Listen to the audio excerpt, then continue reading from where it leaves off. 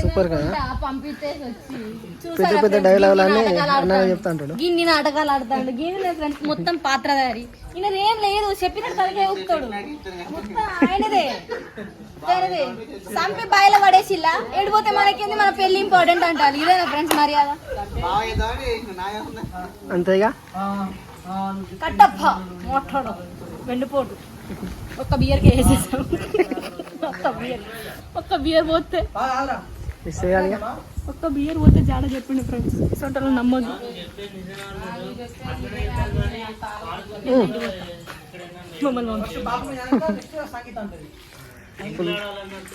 Case bill తీసుకో, పంపిస్తాం ఇద్దరిని.